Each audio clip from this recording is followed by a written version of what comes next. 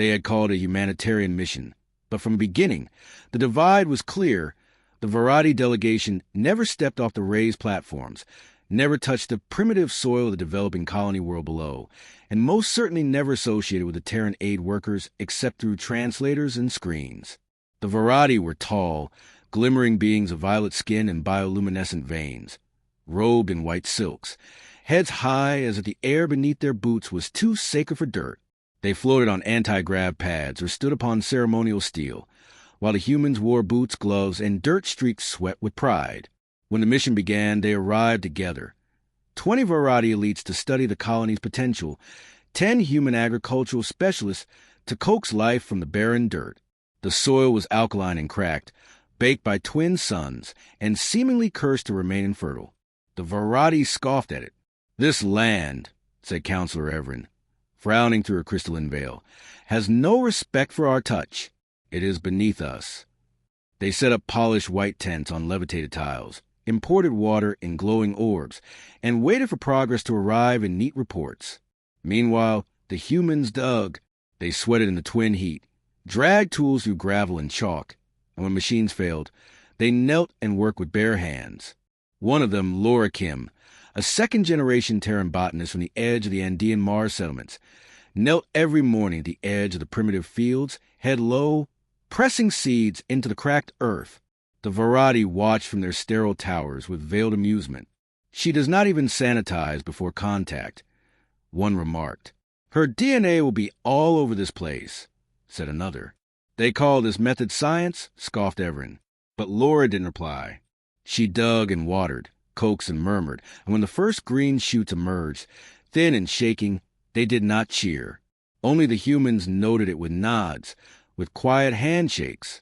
A week passed, then two, then the water orbs began to fail. The Varadi's shipment of hyper-purified glimmer water evaporated during orbital descent, the containment fields failing.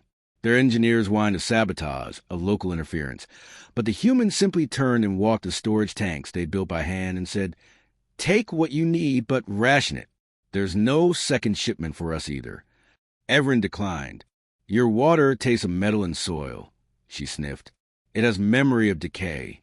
"Then dehydrate slowly," said Laura, and she walked back to her crops. By the 4th week, food rations ran short. The Varadi, dependent on orbital deliveries of synthetic nutrient spheres, were left with cracked containers and inert globes. The delivery shuttle had been delayed, ion storms and political red tape, and none were coming soon. The humans, meanwhile, had adjusted. They boiled roots. They crushed wild grains and baked them into dense, bitter cakes. They traded local knowledge with a silent avian kin who lived in the cliffs nearby. And Laura's field had turned green. It wasn't much. Rows of nutrient-dense tubers genetically modified for extreme climates, clusters of legumes known to fix nitrogen even in toxic dust. But it was life. It was sustenance. The first time a Varadi saw the humans eating from the field, he nearly fainted. "You eat from that?" he whispered, staring down at the steaming bowl in the human mess tent. It came from the soil. Laura, covered in sweat and smiling faintly, pushed a bowl toward him. "Eat or don't, but you're going to need your strength when the next storm hits. The tents won't hold." He didn't touch it. That night, the winds came. They weren't storms as Earth had them. They were plasma-laced gusts of magnetized particles, ripping over the plain with seismic groans. The Varadi towers trembled.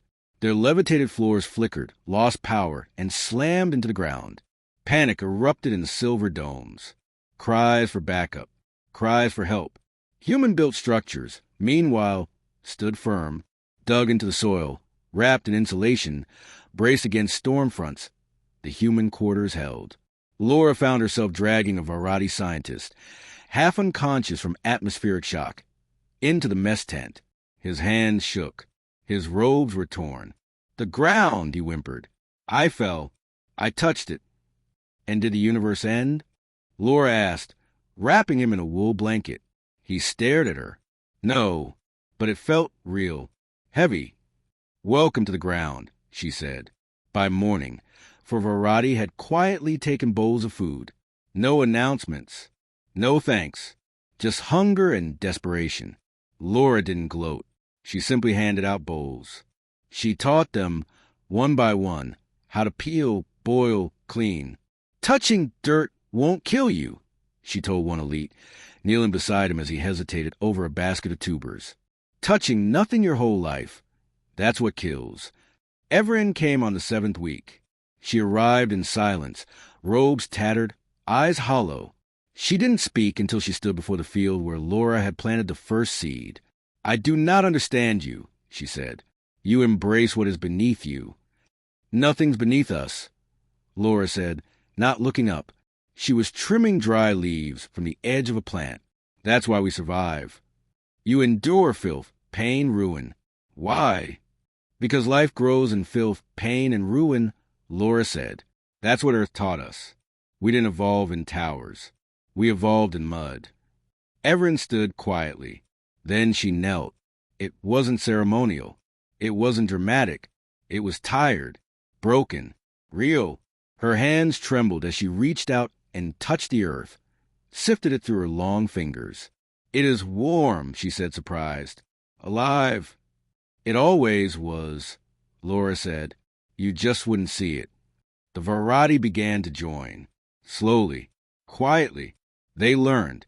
They broke open seeds with clumsy fingers. They spilled water. They cursed when their hands blistered. But they stayed. They worked. By the 3rd month, the camp fed itself. No rations from orbit. No water from glowing spheres. Just hard labor and shared meals. The lines between elite and primitive blurred. One day, a variety child ran laughing to the dirt fields barefoot, chasing a beetle. No one stopped her. No one said it was beneath her. And when the next shuttle arrived from orbit, with crates of purified meals and commands to return home, the variety sent back a message. Cancel the shipment. We're not hungry. We're growing. The bureaucrats were confused. How, they asked. Your mission failed. The soil is not compatible. Everin, now dressed in linen stitched with human thread, responded simply. The soil is primitive, yes. But so were we. We've evolved. And at the center of it all stood Laura Kim, arms crossed, watching a once-divided camp eat from one bowl, sit on one ground, and finally look one another in the eye. She said nothing, just smiled. Then she knelt again in the soil and planted another seed.